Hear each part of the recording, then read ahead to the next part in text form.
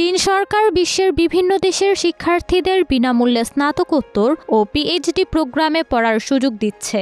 Chinese government স্কলারশিপের মাধ্যমে China scholarship council 2025-এর আওতায় নির্বাচিত মেধাবী শিক্ষার্থীরা বেইজিং ইনস্টিটিউট অব টেকনোলজিতে অধ্যয়নের সুযোগ পাবেন। বিশ্বের অন্য দেশের শিক্ষার্থীদের মতো বাংলাদেশি শিক্ষার্থীরাও এই স্কলারশিপের জন্য আবেদন করতে পারবেন। চীনের প্রায় 1100-এর অধিক বিশ্ববিদ্যালয় বিভিন্ন প্রোগ্রামের আওতায় বিভিন্ন কোর্স অফার করে থাকে।